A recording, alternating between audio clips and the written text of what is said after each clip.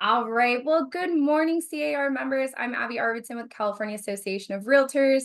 Thank you for joining us today. It's almost Thanksgiving. I know we're all super busy. The holidays are like in full swing now, but we're super grateful to have all of you guys here. And we're also super grateful to have the Rental Beast team here. As you may or may not know, and you will find out, this is one of your free CAR member benefits. We have Rental Beast. You'll see it in the Realtor Secure Transaction Dashboard as the California Rental Listing Service. But these guys are the ones powering that and providing that member benefit to you. So we're joined by Ben and Ishai. They are really phenomenal experts in this area. If you've been on a webinar with us before, you've seen Ben talk. And Ishai, I think we haven't done one together since we launched this thing like a while Gosh, ago. So they've been welcome. keeping me in the back rooms. Yeah. Yeah. Well, welcome back. We're glad to let you see the light again. But before I hand it over to our presenters, just a couple, housekeeping items that we always go through. Q&A is open. So if you guys have questions that come out, throughout the presentation, drop those in the Q&A box. I'll monitor that a little bit throughout the session. And then if we have some time at the end, we can ask our presenters live some of the questions that you have. Also, we're recording this, so you guys will get an email later this evening that has the recording link. There's also some really cool guides and different resources that we're going to include in that email from the Rental Beast team. So keep an eye out for that. Like I said, it'll come out probably around 6 or so this evening, I think is the slot they gave me. So yeah, I think that's enough boring stuff. I'd love to hand it over to you guys and let you talk to us about rentals and how we can jump into that for 2025. Awesome. Well, thank you so much, Abby. I really appreciate you having us here. We're really excited to be talking to all our CAR members today and going over a few keys on how you guys can expand your business and thrive in 2025. So, real quick, who are these guys talking to you today? I'm Ben Case. I'm the Education and Training Manager over here at Rental Beast. I actually did earn my real estate license back in 2012, and I closed about $4 million in deals in about 18 months in commercial and residential. But I'm going to be more the moderator today. I'm going to be taking the moderator role, and I'm actually going to be turning the reins over to Ishai, who's going to really be giving you the subject matter expert and just really the real estate tips here. So I'm going to just hand the reins over to him and let him tell you a little bit about his real estate background and also Rental Beast real quick. So thank you for joining me today, Ishai. Hey, thanks, Ben. Thanks for doing this. Thanks, Abby. And welcome, everybody. I'm Ishai, founder and CEO here at Rental Beast. I've been a real estate agent and managing broker for about 22 years. Started my career in New York City, ended up managing a team of about 100, then moved to Boston. That's where I'm based, and did the same thing, managed a team of about 100 sales and rental agents. Over the past 20 years, I've consistently kind of stayed on buying investment properties, renovating, developing actively in the property management business, but and for most of my life, I've rented my primary residence. So kind of feel good that I've been on every possible side on this rental transaction and incorporated into my brokerage career. As far as rental is concerned, we'll kind of peel the onion a little bit, but our main objective is to help you guys, or really every real estate professional, empower you to service the huge community of rentals, the residential rental market, as you're building your real estate business. And we'll go into a lot more specific details throughout this presentation on how to do that and why you should. Well, perfect. Well, perfect. You guys got a real expert here today, so we're really excited to be talking to you again. Thank you so much, Ishai. Real quick, before we dive into it, I want to make sure we all know what we're going to be talking about today. We got really three main things that we're going to be going over. So we're going to just quickly go over how rentals can increase your income and profitability. Then we're going to go into some strategies to help you integrate rentals and expand your services. And then we're going to wrap up with a few best practices that are going to help you be able to manage a rental transaction successfully. So those are the three main things that we're going to go over. But before we dive into the content, I really want to make sure you understand how to access Rental Beast. As Abby said, this is a free member benefit for y'all. So we want to make sure you know where to find it. You just go into your RST dashboard, and then you're just going to click on the Rental Beast icon. So we also have a paid service, Rental Beast Pro. I'm not going to go into that real quick. We have a QR code at the end if you're interested in learning more about Pro, but that's how we access it. You just go to your RST dashboard, click on the Rental Beast icon, and then you're going to get access to that free member benefit. benefit, sorry. So to get us going here, I really want to start with what I call why rentals. So obviously, the last few years, there's been a lot of factors that have been slowing the purchase and sale market. So, Ishai, could you quickly just kind of go into why you think the market and current trends really support the need for real estate agents to maybe consider integrating rentals into their services? Yeah, happy to. So at a very high level, I always view the job of a real estate professional is to help people find a place to live. Most of us, or most real estate agents in the country, think about their business in the context of who do I know or who can I find that's either buying or selling a house within, call it a 10 or 20 block radius from my office in the next 60 to 90 days. And the reality is that that's a very small group of people, and you're always competing against a lot of different agents looking for that exact same person. There is about 40% of the population in this country that's renting. If we kind of focused in on the key urban markets, especially around California, it's closer to 60%. If you're anywhere around San Francisco, it's, I think, north of 70%. And by and large, a lot of agents, a lot of brokerage out there are not servicing that community and are not leveraging the insane amount of commissionable opportunities around rentals. So a lot of factors have made rentals more important since I got started in the business, not the least of which the US is suffering from a severe supply shortage, depending on who you're talking to or which expert. I think some between 3 to 4 million homes are missing in this country. At the same time, it's not suffering from a demand shortage, meaning the demand, people really, really, really want to become homeowners. It's just become less and less affordable for a huge part of the population. And there is always this imbalance. There is a lot of people that want to become homeowners. There's not enough stuff for them to buy. So over time, the cost on a home for sale, the average cost on a home for sale continues to increase, and it pushes a bunch of people out of the market. In the past 2 years or thereabouts, to make matters even a little bit worse, on the resale side, interest rates have started rising and rising pretty dramatically. The Fed's now trying to adjust that, but interest rate rising actually compounded the problem on both the demand and the supply side. On the supply side, we've had this wave for a number of years where a lot of folks that bought a home or refinanced their mortgage got into a sub 4% mortgage rate. I think something like 60% or so of the population in the US is sitting on a sub 4% mortgage rate. And now mortgage rates are near all-time highs, around 7%, right? So if you're thinking about selling, making that just adds another calculation of do I really want to switch my 3% to a 7 or 4 to a 7? And that kind of suppresses the amount of supply coming onto the market. Of course, if you're a buyer, borrowing, getting a mortgage at a higher rate allows you to buy less homes. So those are just some of the reasons of why rentals have become absolutely critical and moved from being kind of the ugly stepsister of the business to now being, for a lot of big brokerage, small brokerage, team leaders, an actual pillar of their growth strategy. And again, we'll talk about why. I love it. I love it. And I know for any of you who are saying, hey, those are nation stats, we got California ones right here for you. Actually, California is above the national average in the sense of households renting with 44%. They're also the second highest average rent. And as Ishai talked about with that demand and the vacancy, you can see here that it's 4.4% vacancy in California compared to the national average of 6.5%, which really reiterates why renters need help for you. It is a very, very competitive market for them, low vacancy, high demand. So a lot of people really benefit from your services and what you provide to them. So I know there's a few myths and misconceptions about rentals out there, Ishai. A few of the common ones are no money, no market, and no future buyers. Could you kind of go over those and maybe debunk them a little bit for us? Yeah, well, let's start with the no money because that one is easy. I mean, especially in a post NAR settlement world, I'm assuming most of the people on the call are aware of what that is.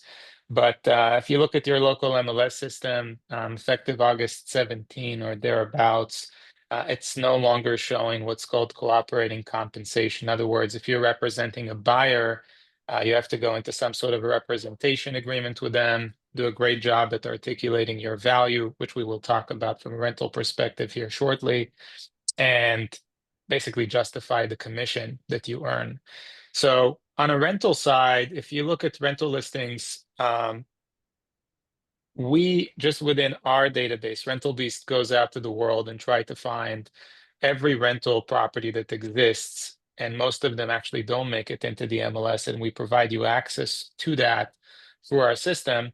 We have about 14 million such properties. On any given day, we'll have somewhere between, call it 300 to 700,000 of them active in the market. The average rental commission nationally equals to 1 month's rent. If we look at an average month's rent of about $1,500, again, all sizes, all markets, that implies that every one of these rental listings is a commissionable opportunity. And that translates to somewhere around $15 to $20 billion a year. So that's real money. And that's just on representing renters going into rental properties.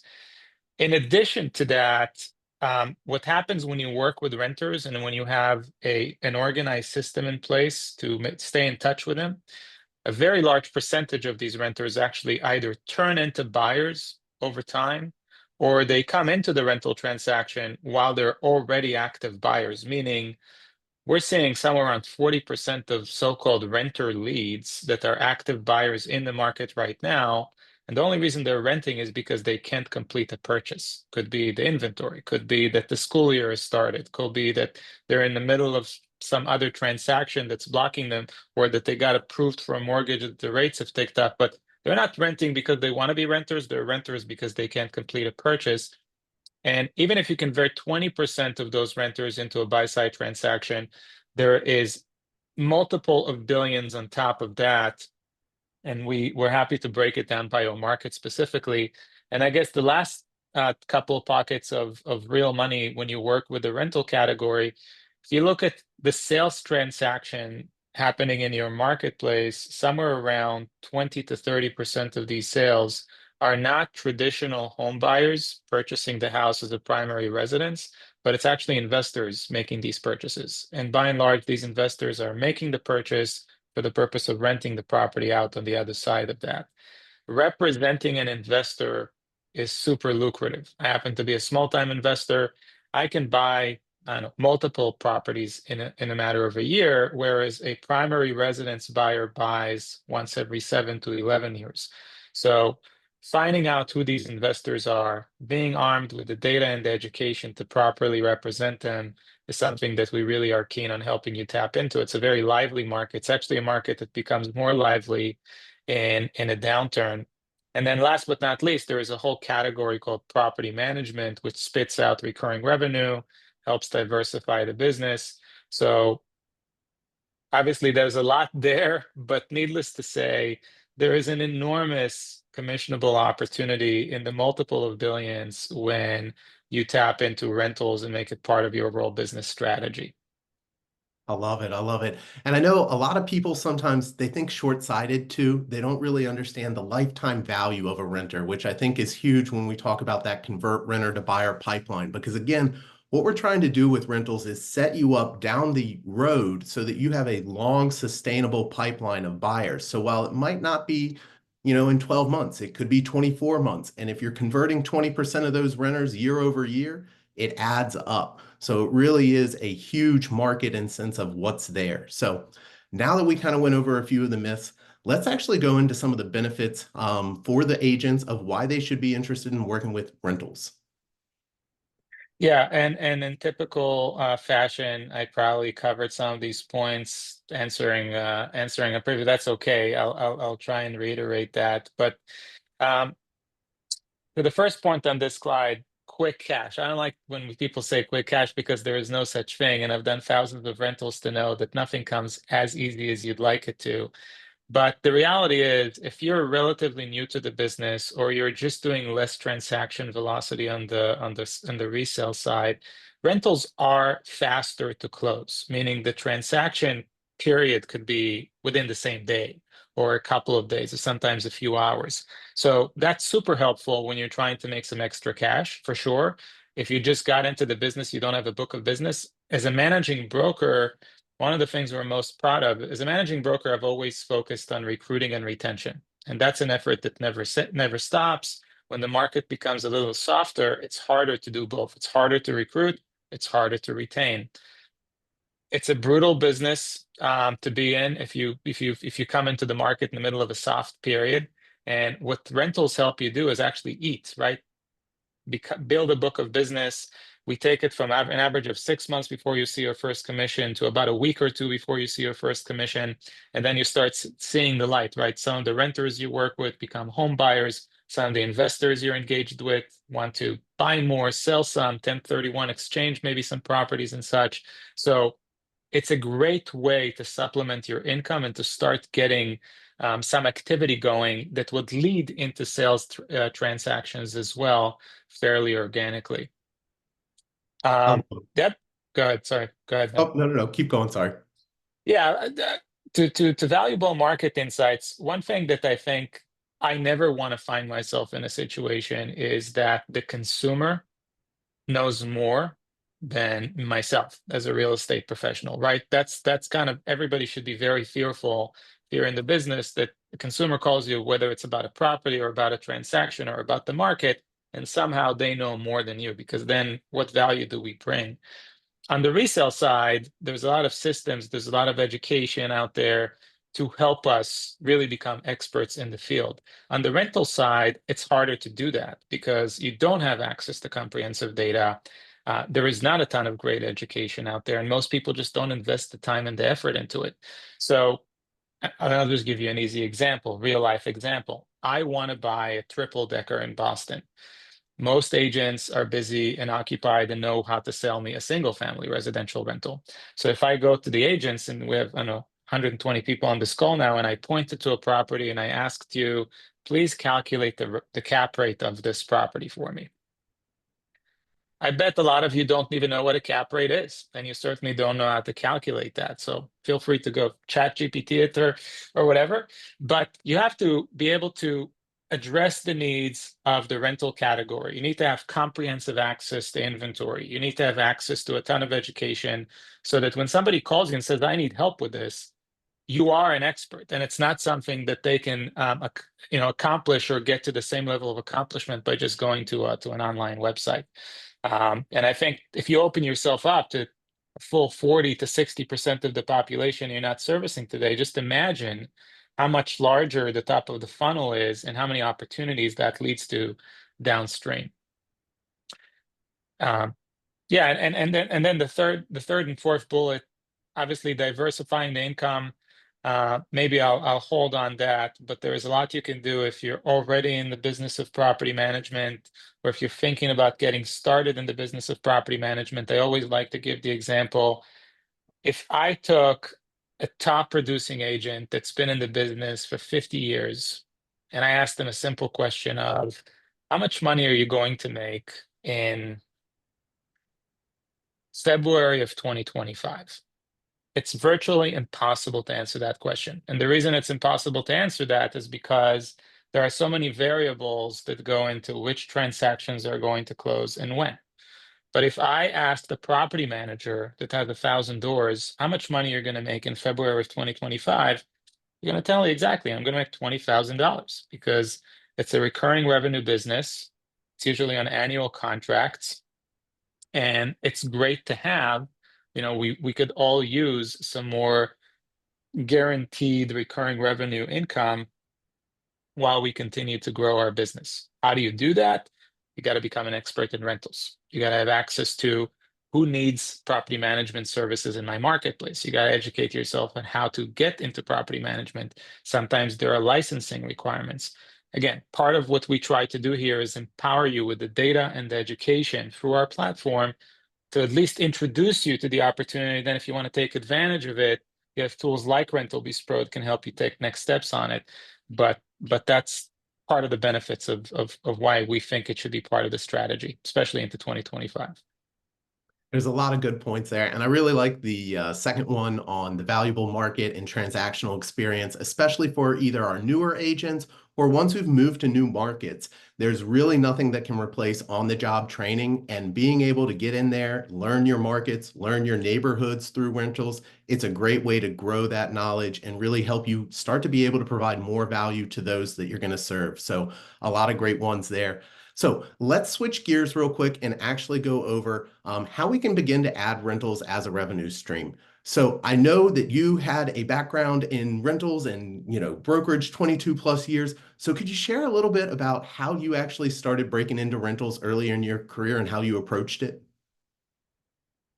Yeah, so as an agent, it was almost like a default. You get started, nobody hands you a for sale listing. The thing about selling real estate, for most people, selling or buying a house, it's the largest investment they own or that they're ever going to make. So to entrust someone with, hey, help me buy and spend the most amount of money I'm ever going to spend, or make the most amount of money I'm ever going to make, without having a proper resume and track record, it's really hard to do. So for most agents, unless you have family or friends that are willing to take a ride on you initially, it's really hard. Whereas rentals for me was quick, to start transacting, to start engaging with people, to sharpen my teeth on how do I negotiate deals, how do I close deals. And unfortunately, when I got started, there was no Rental Beast. So there was no kind of uniform database. There was no kind of Rental Beast University where you go get educated on how to do any of this. I had to learn it the hard way, but it was something that was encouraged by my first broker of record, and I took to heart. So I got my first commission check within a month, whereas I think again national average is 6 months, which allowed me to stay alive as I learned the business and started growing. As a broker, my approach has always been we're in the business of helping people find a place to live, period. And I've never looked at the business as transactional. If you talk to the top producing agents, anybody that's really gained and found success in this business, they understand they're in the relationship business. And in order to build relationships, you need to meet people. And if you meet more people, you're going to have more relationships. So it's really not more complicated than that. If you're not serving 50, 60% of the population because they are falling into the category of renters and they're not interesting to you, your business is going to grow by, at least 50 or 60% less than what it could. It's just not more complicated than that. So top teams, when they recruit new agents, renters are always part of that. I think we have it on a slide, which I'm probably going to steal some thunder from later.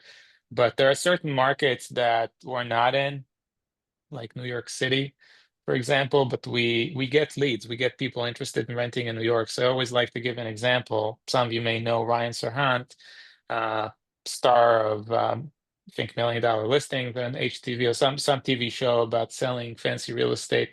And I can tell you that when we send a lead for a rental, even if it's for a few $1,000s, almost always he's the first to respond. Does it mean that he personally goes out and start touring studios in Brooklyn with these people? No, he doesn't. But he has somebody on the team that will do that because he understands the way he's achieved the success that he has is that this is another relationship. This is somebody that needs a place to live. They're going to do everything they can to help him professionally justify their value and make them hopefully a lifelong client of theirs. I haven't been practicing as an agent for a while. I get calls now from people that I've helped rent. Now their kids are out of college or going to college, calling me if I can help them find properties. So that is the flywheel. That is the business that we're in. And as a landlord, I will just say I think because affordability is a real issue, the way I bought my first piece of real estate is I couldn't afford to buy a primary residence. I couldn't afford to pay a mortgage on a house. So I bought an investment property. I bought a triple decker in Boston. I lived on the top floor. I rented the first and the second. I built up equity. And when I had enough equity, I did it again, then again, then again. And I really believe that we live in a world now where if you're a first-time home buyer and you're a real estate agent, you can to generate sales transactions. Your mindset needs to be, if I can't get them into that, white picket fence single family that they want, I need to be able to offer them something where they can generate equity, become homeowners, and start that flywheel through helping them get into an investment property. again, requires a set of tools, requires a lot of knowledge about the rental market, but it's totally doable. And I think that's where the world's heading. That makes sense. I really like how you emphasize like making that first purchase for them really impactful, whether it's, as an investment property, but really understanding how we can make this a profitable situation, a positive experience for them. I think it goes a long way. So as we begin to work with rentals, obviously we might have a few setbacks. So what are some of the common challenges that you encountered and how did you overcome them to be successful in rentals? Yeah, I think number one is really that building of the expertise I mentioned earlier. Unfortunately, because there's not a ton of great data out there, if a consumer is out in the market looking for rentals and they spent a few hours on a few of the commonly used websites and have tapped into their social network, by the time they call you about a listing, it's very possible, even likely, they know more about what's happening in the local rental market than you are. And that's a really bad place to be in. And we completely try and change that. And the way we change that is we've spent a decade building what we believe is the largest rental database the world's ever seen, about 14 million properties. We've built a very powerful layer of technology on top of that. So if anybody needs stuff like comps, CMAs, data analytics, education through, Ben's leading what we call Rental Beast University, but if you really want to become a real estate professional and you understand the importance of rentals and the fact that they're not going away, you get that call. And I can't tell you how many agents I talk to. It's like, what do you do when you get a rental lead? And maybe some of you are guilty at that. You just refer them out. You're like, oh, okay, sorry, I can't help you. It's not worth my time. Call this person or call that building because you know of three buildings in your neighborhood or one agent that decided to take those on. And every time I hear that, it's like, a piece of me dies. It's just like it's so easy to leverage that conversation to something super, super meaningful. Um, so that's a challenge that I think we can help you overcome. Then there is a set of objections. If you haven't done a ton of rentals, if you've never set up a rental showing, if you haven't worked with renters, they're a different breed, a different crowd, so to speak, than somebody coming to you to purchase their first or second or fifth home. So just knowing how to overcome these objections, how to set yourself up for success is something that kind of we learned the hard way, but we've put together a ton of best practices on, and happy to cover some of these things during this call today. I know a lot of times we get questions on objections. One tip that I always have for people is to try to group them because we found that a lot of times, your objections are going to come from similar root causes. So we actually have 4 groups for our objections, just to help you guys get started. The first one's I'm not the final decision maker. The second one's fear of missing out. That means maybe they don't think they've seen the entire market or they think there's more listings out there. Another one is I'm still learning. It means we didn't educate them enough either during the qualification process or early in the tour process, or I'm not sure of my next step, which means maybe they're not serious about moving. So I just want to give you those 4 objection groups. When you're, qualifying people, you're going over urgency, expectations, rental requirements, parties involved, financial capacity, things like that. Those are things to keep your ears up for and then start grouping those so that we're able to practice them and make it easier to overcome them. So as we just kind of look at breaking into rentals for 2025, what would you just kind of recommend someone focus on so that they could incorporate them?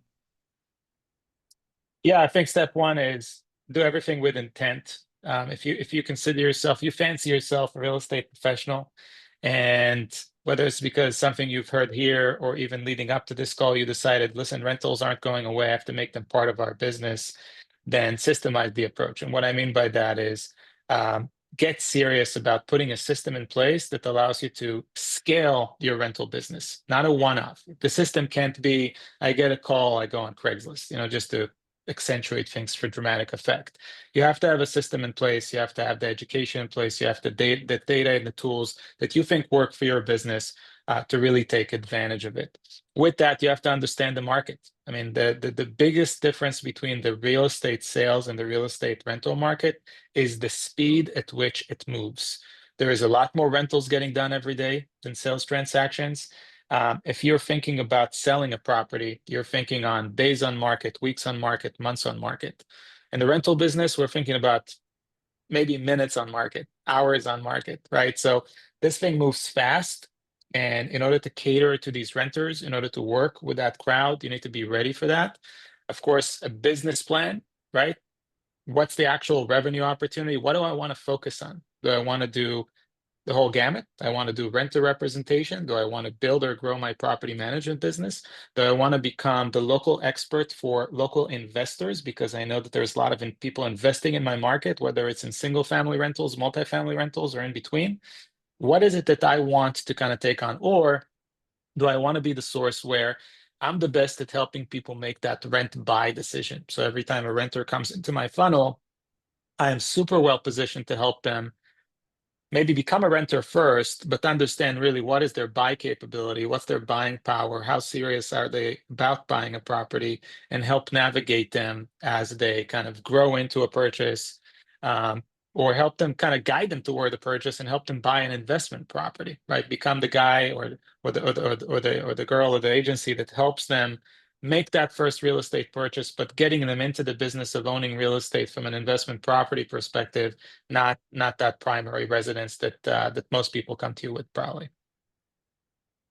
I really like that point there on, maybe being the convert renter to buyer expert and helping them look at the rent to buy possibilities. If you're not very good at that, I just want to give a quick shout out. We actually have two webinars. One is on understanding the lending process, and the other one was on understanding down payment assistance. And I only say that because as you understand these resources more, you're able to hear signals that say, I could buy, and you're able to help them more. So really understanding down payment assistance and some things like that, that only adds value to what you're able to do when you're working with renters, working with rentals. So I just like to throw that out there. If you're interested in it, go to Rental Beast University, check out our webinars. We got two great ones on those topics. So we're going to transition here and actually get into some lead to lease best practices and just go over a few of the main stages of the transaction and some of the key considerations that we need to keep in mind so that we're able to navigate these transactions successfully. In our courses, we break them down into a few categories. We do leads, showings, applications, lease, and then post-lease. So we're going to dive into the lead segment, and that includes lead generation, lead response, lead qualification. So Ishai, could you go over a few of the challenges that impact an agent's ability to be successful in this stage? Yeah, and I won't go too deep, but I'm going to go a little deeper, kind of tactical, real life stuff that you'll encounter or already encountering, and hopefully give you something you can take home that will help you improve conversions. And start with step one. You're getting access to rental leads, or if you want to get access to rental leads, the first thing you need to focus on is identifying the likelihood of your ability to help this individual. And that's going to be determined on whether they have realistic expectations. Extreme example, if a lead comes in, they're looking for a $200 three-bedroom in downtown Los Angeles, ain't nobody that can help them, right? So it doesn't matter what you do. So you need to be able to ask them the right set of questions, and you need to establish as quickly as possible whether their expectations are realistic to the market. Obviously, it's going to require you to understand the market and have access to the data. And if they're not realistic, whether you can adjust their expectations so you're on the same page. They understand what they're looking for, you understand what they're looking for, and you both agree, okay, I can actually help you find a place to live. That's step one. The way we handle this in our system is we have what's called a pre-qualification questionnaire. So it's literally, if we're thinking about Hansel and Gretel, we have all the cookie crumbs, the breadcrumbs that show you the way to what questions you need to ask to establish whether you can help them on a rental. The other thing I'm very keen on is if you're already having a conversation with an individual looking to rent, let's find out, are they potentially looking to buy? Meaning, are they having this conversation with you because they're in the market to rent, or because they failed on a purchase transaction, or they're struggling on a purchase transaction, or maybe they even never even considered that. But a lot of times we get a renter leads, their budget, the location they're looking for. If you know enough about the market, it should raise a flag for you. Listen, for that kind of money per month, you might be able to actually own a place, right? So always should be top of mind when you're kind of pre-qualifying a renter. We like to have every conversation or every interaction have kind of a definitive outcome. Talked about a business plan, right? Professionalizing your approach to rentals. What you are trying to do when you are speaking with or engaging with a rental lead, the first step is to finish that call, ideally, with scheduling a time to meet for a showing. I think the number one mistake that a lot of agents make is they spend a lot of time building a rapport with the client, understanding their needs, making sure that they're realistic, so they're doing everything right. But when it comes time to the most important, which is the outcome of meeting this person, they'll finish a call by saying something like, I'm just making it up, okay, cool, so I'll see you at 5 o'clock, next to the Starbucks on Main Street. So you just took the most important thing of this whole conversation and you made that, kind of a sidebar comment at the end. So for us to schedule a showing, the person you're speaking with needs to understand the level of effort and the amount of work you're going to be putting in and making the showing the most important thing.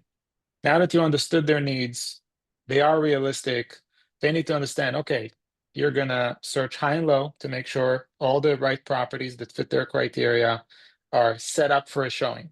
What does that involve?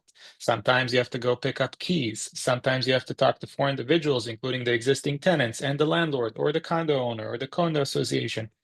You're going to put all the necessary work to really tee them up for success. And all you ask in return is that they meet you at a certain time in a certain place. If there is any changes to that, please let you know. But you want to make the showing kind of show up to the showing a very important thing. A lot of folks get lost in that conversion from a lead to an actual in-person engagement in a relationship. So I think the emphasis needs to be on how much value you're bringing into this showing, how much legwork you're going to do on their behalf to set them up for success. I don't know if you want to kind of flip over to the next slide, but another thing that is worth educating your customer with is the idea of the speed that the market moves.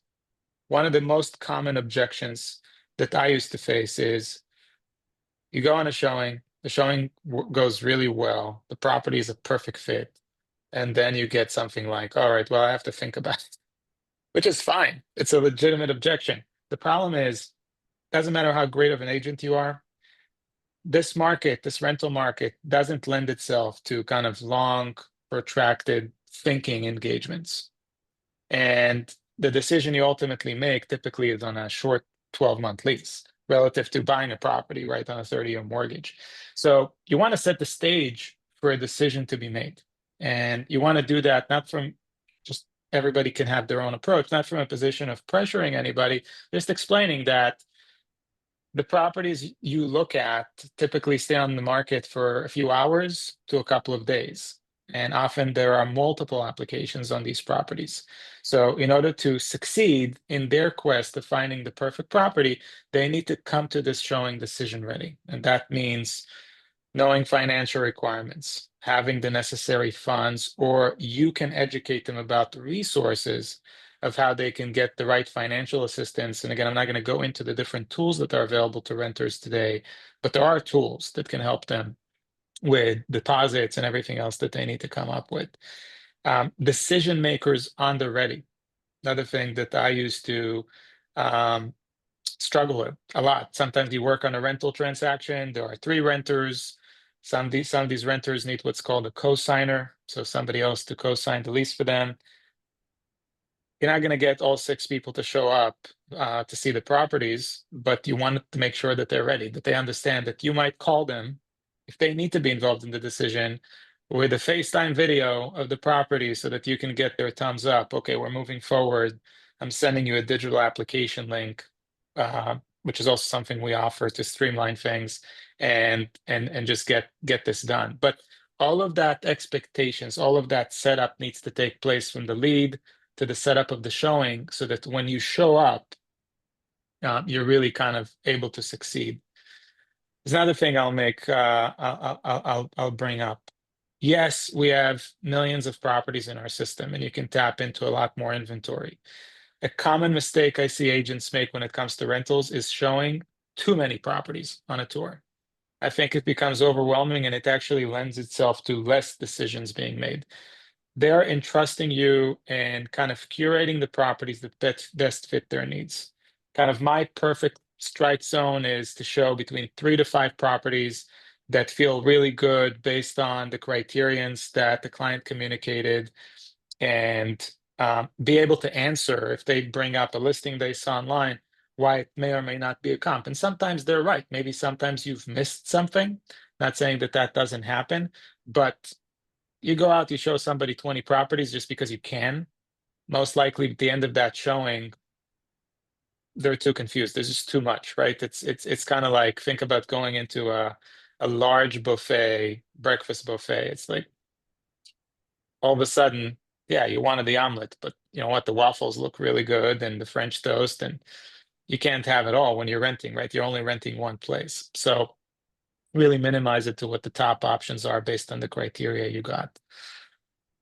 And then when it comes to the lease, and this touches on, if you go to the next slide, this touches on your ability to bring value. I just want to bring up some points.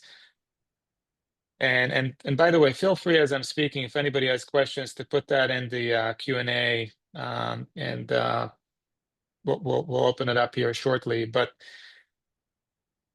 once the property has been identified, it's really on you to negotiate the best possible deal terms for that tenant. And almost always everything is on the table, from what deposit that tenant has to put down to the term of the lease, the amount of months.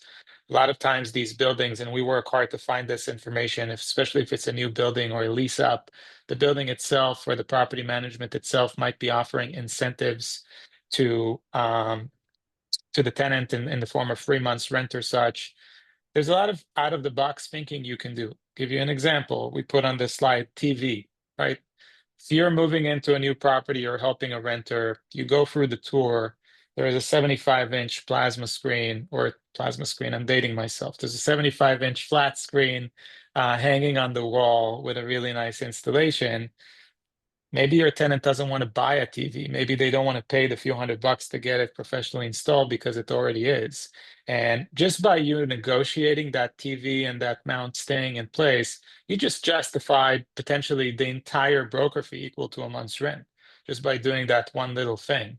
I just had units turn over, and I don't own the laundry machines. I just do provide the hookups. So tenant asked, can the laundry machine stay? Costs money to move them. Who knows if it fits the tenant's new location? So talk about the laundry, talk about the parking, talk about the pet situation. I mean, there's all of these different angles: the carpet, the paint, pieces of the furniture. All of it's up for negotiations, and it's all opportunities for you to say, "Listen, I asked you to pay me a month's rent. You know, just on this, that, and the other, between the negotiations I did on the rent to, um, to keep you the TV and the sofa in place, you have like $5,000 worth of value or whatever the case might be. And boom, it's just very easy to show your ROI beyond finding the perfect place as you negotiate and finalize lease terms for the person you're working with. Just wanted to point out some examples there. I love that. That was a great run through of just kind of how we're going through qualification, how we're hitting our value during there. What do we need to do to make sure that we get people showing up for tours and they go successfully? And then how do we bring value once we get to that application and lease stage? Few little points I like to point out. I want to just highlight our lead response real quick. Listen, as Ishai has said, speed to lead matters. The market moves quickly. There was a Velocify survey out there that says you have a 391% chance, higher chance of converting an online lead if you respond within a minute. If you take up to 5 minutes, you go to being only 21 times more likely to actually connect with them. And if you wait an hour, I believe it goes down to 5 times as likely. So speed to lead matters. It's not just like, oh, if I respond within an hour, it's literally minutes make the difference here when you're dealing with renters. One other thing I like to point out with our lead response, don't stop after one, reach out and use the TEC method: text, email, call. We want to use all three of them. Our renters are getting younger. They like using text messages. So let's make sure we're communicating in all mediums so that we're trying to reach that person in whichever one they're comfortable with. So I always like to just mention that. A lot of sales, people stop after one time. I think it's 3/4 of people stop after one time. Whereas we found out, and it's not just us, there's a lot of data out there. I think it's about 75% of sales are done after the seventh touch point. So that TEC method, making sure we have a methodical lead response process, that's going to help us there. And then going back to that tour thing where Isha was talking about, hey, buffet options, sometimes, their eyes get really big. They're not sure what's going on. Let's make sure after each time we tour someone a property, after every one, let's ask them for subjective and objective feedback. We want them to rank it, so that we have an objective method to compare them. And then we want to get subjective feedback on what they did like, what they didn't like, because then we're able to start figuring out what's actually their priority based off of what that ranking is. So a few things there to help you throughout this process. Overall, though, this was a great overview of the lead to lease process, some things we need to consider. Ishai, thank you so much for all that great data. We're going to switch gears here now. We're going to go over a few ways that you can keep the momentum going, and then we're going to jump into our Q&A. So what can we be doing coming out of this webinar so that we keep the momentum going? First thing, create that business plan so that you're able to grow rentals into your business. If you are unsure how to do a business plan, we actually had a webinar on that. Like I said, go check out our resources in Rental Beast University. We just had an interactive webinar that goes over how do you create a one-page, maybe two-page business plan, and you don't spend tons and tons of time doing it and overthinking it. So that's a great one to look into if you're unsure on the business plan. The other thing I want to encourage you to do is start your free 30-day trial of Rental Beast Pro. Start learning some of the tools we have, start trying to incorporate rentals and really maximize that and build and systemize, like Ishai said, that process so that you're being diligent, intentional, and you're using tools that help you streamline that process so that we're maximizing that speed to lead. And then finally, Rental Beast University. We've got courses out there to help you with the lead to lease process. We've got courses to help you with converting renters to buyers. We've got tons of webinars where we brought in industry experts to talk about different topics and really make sure that you're understanding different avenues of the business and being able to get that knowledge from top producers. One of them was Marquis Lemons. I'm sure all of you have heard of her. She was amazing talking about AI and incorporating it into your business. So those are three ways that we can start taking it further. We're getting that knowledge we need. We're starting to systemize what we're doing, and we're getting that diligent business plan so that we're able to start maximizing what we're doing. So we're going to shift over to Q&A. I'm going to put it on this resources slide here. So while questions are coming in, just want to make sure you know where you can get some help. In our platform, if you're logged in the bottom left corner, there's a tutorial center. It gives you access to everything I just talked about, as well as Rental Beast University. You can chat with us. We have live chat support. We're always welcome to field any questions or problems that you're having. Like I said, visit Rental Beast University and then scan that QR code if you're interested in learning more about Pro. But we're going to open it up to Q&A now. Perfect. All right. Well, getting some really good feedback in the Q&A. So it sounds like everyone is loving the presentation. So I always like to hear that. So there's a lot in here about compensation, and I know that we can kind of touch on it, kind of, can't to a certain degree, but I'll just start with the first question that came in kind of at the beginning of the presentation. Does the if I can read, does the tenant pay you to find the house? Yeah. Yeah. So the nice thing about rentals, and that is true even before this whole settlement thing about compensation, I always like to sign what they call a buyer representation or a renter representation agreement before I go out with a tenant. And essentially what I'm establishing with that tenant is, look, I'm going to work hard to find you a great place to live. Here's why I'm an expert. Here's why we have access to more listings. Here's why it's going to save you a ton of time and get you into the perfect spot. And the way I get paid is, and again, every market is different and you can decide what's worth your time, but the average broker fee or fee on a rental is equal to 1 month's rent where we are here in Boston. That's kind of the national average. So we charge the equivalent of 1 month's rent for our services. I'm going to do everything I can to help you negotiate the best deal once we identify the right rental and save you as much money as possible on the move-in. Some of the landlords might be willing to pay, or the property managers might be willing to pay some or all of that fee. So I'm going to exhaust that option. But in the event that they don't, this is what I charge for my services, and sign that representation agreement and just establish it up front. If you have that conversation and you establish your value proposition, I think what you'll find is somewhere around 7, 8 out of 10 conversations would land with, just help me. Yes, I'm happy to pay you. Please just help me find the right property to rent. So that's my answer to that. Make sure that you get paid, but make sure that you articulate the value you're bringing into the transaction, that you can actually bring that. Well, that actually answered quite a few questions that we had come in all I in one. saw a question. I don't see the name now, but there was a question about someone has an experience of getting 2 to 3% of an annual lease as Yep. a rent, not a month's rent. So I just want to address that. I think that you're correct, and I don't have the name now, but I think that you're correct in that most rental listings on the MLS are posted by other listing agents. And that listing agent very likely has an exclusive right to lease agreement with the owner, property manager, investor, where they agree to pay them the equivalent of 1 month's rent. And what you're getting is, if you're tapping into that, if you're only tapping to the MLS data set, is you're getting what that listing agent is willing to share as a percentage of that. And oftentimes they're sharing a very small percentage of it. And now it's no longer data that exists in the MLS. The data that we, as in Rental Beast, collects comes directly from the owner and the property manager.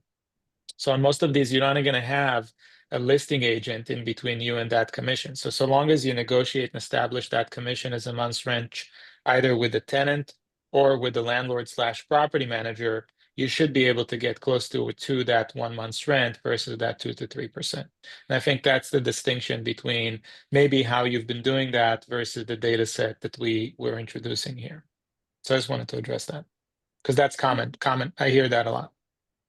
That's perfect. And we actually have another question that's very similar to what you were just touching on with the MLS. So basically this, and you kind of touched on it, but I just want to make sure we have a clear answer for this. This member wants to know, like, as far as rental listings on the MLS, can the listing agent say that commission to a renter's agent is negotiable with the listing agent or only with the renter? It sounds to me like maybe it could be either one, or Yeah, commission is negotiable. You just need to decide what you want to get paid. The commission is a negotiable piece of your services. That's what you're willing to work for in order to help somebody complete a transaction. And you should negotiate that with your client, with the listing agent, with the landlord and property manager. That is literally your job. Right. Okay, let's scroll back up here. So, kind of similar. So this member wants to know, when it comes to checking the potential renter's credit or income ability to pay the deposit and the rent, that takes time to prepare. Do we let the owners do this, or do we do this as the renter's representative? I love that question, Penny. We literally built an entire system called Apply Now by Rental Beast, so it gives me an opportunity to plug that. You have access to that through our partnership with CAR, and it completely digitizes and streamlines your ability to pull renters' credit where appropriate and allowed by local rules, criminal background check, and eviction history. It sends a digital link to you can send a digital link to the prospective renters you're working with for them to fill out. You don't have to pay for that. It's the prospective tenants that pays for that. And the benefit to the consumers you're working with is threefold. One, if they paid for an application, even if they didn't get approved or they didn't get the first property they wanted, they don't have to pay for another application. They can use that same application an unlimited amount of times for a 30-day period. Two, they get a copy of their own report, so they get access to that. Three, it's called a soft pull. So sometimes people are concerned that if they contribute their social and they run their credits, actually hurting and reducing their credit score. This is set up as a soft pull, so the consumer's credit score doesn't get hit. In addition to that, if you represent a listing, we have a partnership now with Realtor.com, among others. So on Realtor.com, your listing is going to get what's called an Apply Now button. So any consumer that sees your listing on Realtor can click on it and go directly into your application. And the quality of leads you're going to get from that is significantly higher. Obviously, if you get somebody that says, I'm ready to apply, versus somebody that just says, I want to request a showing, quality of that lead is the likely they close is significantly higher. So I would strongly encourage you to take advantage of that. Usually, um, it's a configuration within the MLS. If your MLS doesn't have it, get in touch with us, get in touch with your MLS system. But it's super slick. Apply now. I'd also like to point out on the other side of the coin, if you're working with the renter and you're doing that lead response and qualification and you're trying to determine their capacity, that's when you're educating them. When you're educating them on the process, we call these approval questions. So once you've gone over the process and everything, that's a great time to say, Mr. or Mrs. Renter, do you have any problems with, having 2 months rent up front for your deposit in your first month rent? And it allows you to get into some of those credit areas or, deposit areas to determine, are they qualified if I'm working with them, not like I said, on the listing side, but on the renter side, and we're trying to determine, are they ready to move? So just wanted to give that kind of pointer if you're on the other side of the coin and you're trying to determine, hey, is this someone I want to work with? Absolutely. We have a couple more minutes, so we'll try to get through these. Do you need a special license to service rentals? Typically not. It depends on where you're located, Paul. There's some areas where you need a special license to get into property management, but if you're a licensed real estate professional, typically you don't need anything special to do rentals. Yep, and actually in California, I believe it is, you have to have permission from your brokerage to do property management. But rentals, I think, is leasing is different. Okay, so maybe this would be a good question to get into. I have two here that are about the Rental Beast platform specifically. So if we could do like a super fast, high level rundown of what's the difference between the free and the paid version. So the free is the member benefit, paid version pro. I know we kind of touched on it, but Ben, maybe if there's like a couple key points to highlight on that. Yeah, the key difference is that Rental Beast Pro opens you up to every single rental listing we have in the state of California that is not in your MLS, and that's a lot, literally thousands and thousands of these listings. We Yeah. also then syndicate those listings out to a lot of very highly trafficked websites. So you get leads, you can participate in the lead pool. In addition to that, tools like the tenant pre-qualification that we've mentioned and how to identify or give you more tools to identify their likelihood to buy. I see a question on whether we provide agents' websites. So part of the Pro premium package that's paid is giving you your own branded consumer-facing rental website to market with. If you represent listings, you have tools where you can get better CMA reports, better comps and data analytics. You can market those listings more efficiently to a lot of different syndication partners of ours. This is on one foot. If you have the slide, you can get a demo of this, and you can actually get into a free 30-day trial to kind of check it out. But if you scan that QR code, you can get into a demo to get a better sense of it. Perfect. And then, so we're almost at the top of the hour, but Ishai or Ben, were there any questions that you saw in there of like anything important that you wanted to touch on before we close it out? Lots of great questions in here. We always have good questions from our members. Yeah, I think if you send us, I don't want to ignore any of them. So if you send us the list of questions, somebody on our staff will actually get back to these individuals if we can and make Absolutely. sure that they get answered. Perfect. Yes, I will send that out. And also I just want to shout out to Serena. She has some really great information. Sounds like she knows the rental market in California super well. So thanks for dropping those in. But yeah, so if you guys want to close this out with any, final thoughts, this was a really, really informative presentation. So I'll leave it to you guys to close it, wrap it up. Well, thank you, Abby, for having us. Ishai, thank you for providing all the great knowledge here. Really encourage y'all to just start working on the action items, getting into that business plan, learning more about rentals in the market so that we're closing that knowledge gap. And really appreciate y'all having us here. And thank y'all for everyone for attending. Thank you, everybody. All right. Thanks, everyone. And look out for an email from me this evening, and it'll have all those resources, the slides, this recording, everything that you guys need. And then, as Ishai mentioned, we'll send the unanswered questions over to the Rental Beast team, and you'll be hearing from them as well. So thanks, guys. Thanks for sticking till the end, and have a great rest of the week and a very happy Thanksgiving next week. Take care, everyone. Thank you.